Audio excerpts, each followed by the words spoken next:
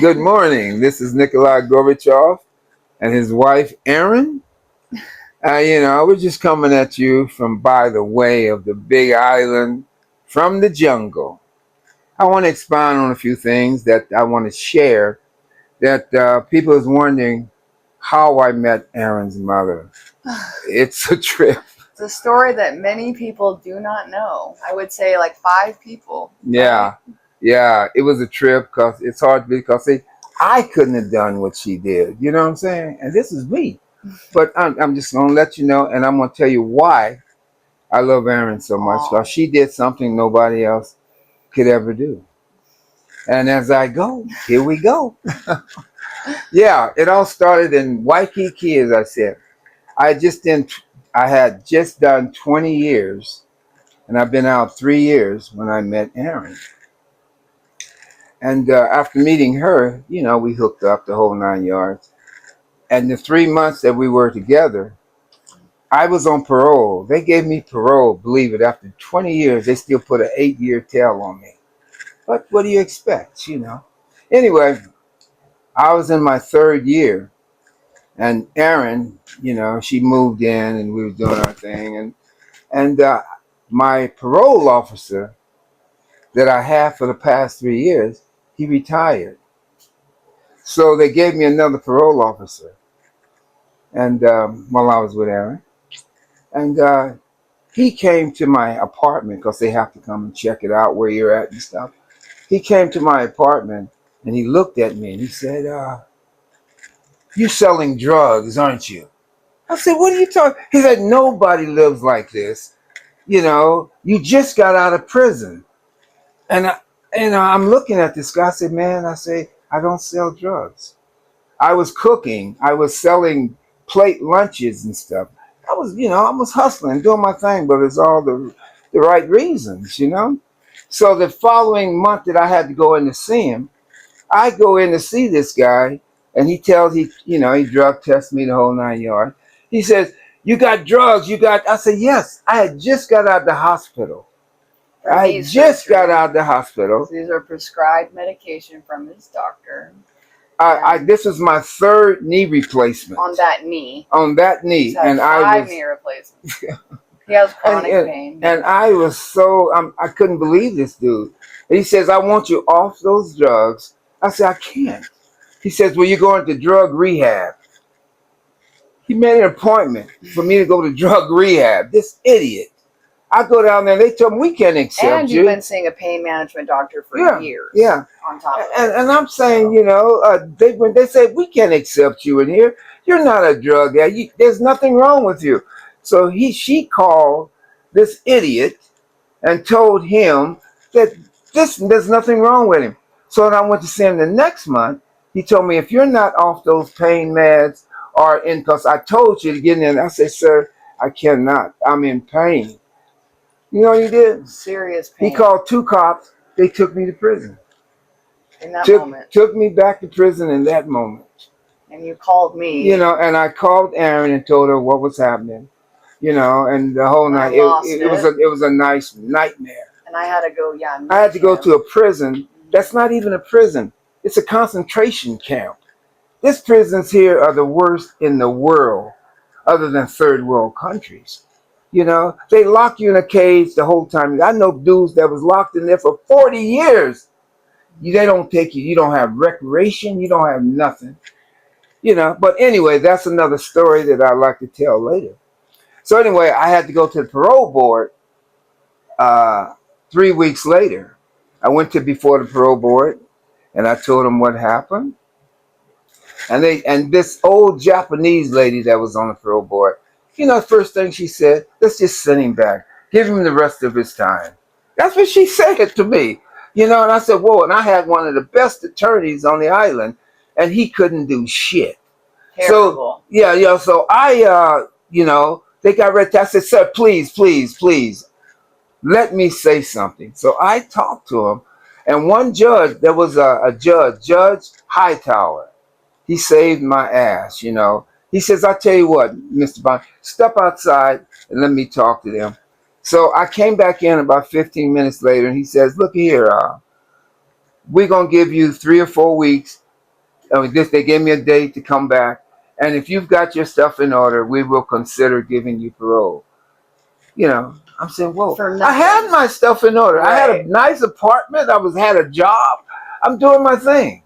If that's not, And then you on know, top of it, this parole officer, who is, I mean, the most racist person you've ever met, has Confederate flags hanging up, right? And everything else. It should be totally, yeah, yeah, well, it's illegal. wrong, and Right. these are the people they And have when he on the met parole board. me, that was a Yeah, big reason too that he wanted that he yeah, he sees saw that me with a white girl. It just blew his mind. So he had to send me back. What was that idiot's name? Earl Earl. So if you ever got Earl on the parole board, or please, parole officer, yeah. officer, well, anyway, let's get away from that. I'm going to talk about that later. Anyway, I came, I had to go back 3 weeks later. And Erin, she devised a plan. She says, Nick, they're not going to let you go. She says, I can tell that. I don't know what she did. She did incredible stuff. She got me out of prison, man. Well, one, I would like to say that I had been all over the world and I thought that I knew what racism was. And that was the first experience I've ever seen, obviously, in my life. And I've never been to a prison. I've never done any of those types of things either. But my heart was truly broken. And then that is also how kind of my mother came in. But I will say that Mm. I've never experienced that. And um, honestly, the plan was all true. And that's what's so interesting, the apartment and just everything that we did. But that's actually kind of how our business came about because Mm. he was already selling plate lunch and Yeah, everything. And right, yeah. we created the business. Yeah. Yeah. And Now, showed them that we have a business. And then we business started this and much studio. more. She did something else, which I won't even. It's all legal. Mm-hmm. It's all legal. When I went before the parole board. But before I went there, this is how I met Erin's mother. I First was in time. prison, man. You know what I'm saying? I'm in prison, And nobody knew and either. We kept nobody. it a secret. Yeah, I was in prison, Oh, that was and a uh, secret. and uh, and Erin was talking to her mother when I called or something like that. So we did a 3-way. I met Erin's mother on the phone. She was so cool, man. Because see, I don't know if I could have been that cool. You know what? Here is my daughter, 25 years old. Here is this man, 67 years old, and he's black, And in in jail. prison, and he's broke. What would be going through your mind? So I can't fault her father and everybody else for thinking the way that they thought, because I would have thought the same way. In fact, it would have never happened. But it goes to show you, you have to trust your kid's judgment sometime. And this is how I met Erin's mother. She even tried to help get me out. They wasn't going for it. You know what I'm saying? They wasn't going for it. So Erin devised a plan to get me out of prison, and she got me out. So is she worth And keeping? God. Yeah, her and God, baby. Because it was when you went up to them because they like you said had already wanted just to throw away the key Yeah, without this even one is throw away a asking. key after Just all by I've been through. and you can say that on the Yeah. Black Man record if you want to say how they stack that and all Yeah. that. But Well, it's, yeah, but it's I'm just saying, disgusting. Okay. I've been to 6 parole boards, and I've been denied 6 times before this. 6 times I was denied. And when I was at this one prison that I was at, I saved 7 guys from being sexually assaulted. I fought for them. I saved this guy's life. This one guy's life. I fought off about 4 or 5 guys. I broke a stick handle in hand. They were killing him. Nobody would jump in. All the blacks on the yard said, Nick, you can't get into that. That was my partner that was getting beat down. So, hey, my life is worth my And so partner's. even the point of that is that the warden has even written letters to the parole board and they've still denied him. Yeah, the warden Because- came to my parole hearing. Crazy. And tells this man don't belong in prison. And that doesn't happen. Just such racist ass parole boards, man. In ways that you can never imagine.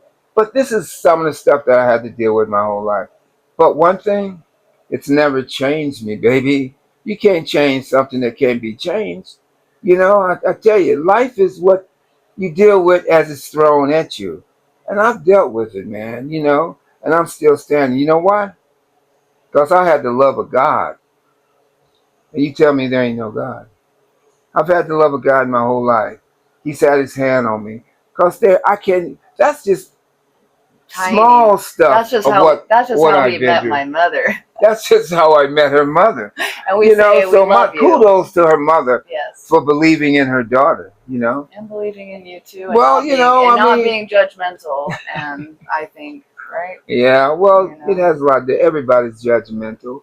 But for her to be in that situation and not judge me is truly incredible. You know, I mean, what? Here it is, a black man. He just did 20 years in prison. He's back in prison. He's damn near 70 years old. He's older than me. He's older than her father. Is she an idiot or what? You know, I mean, come on, think about it. And he's black.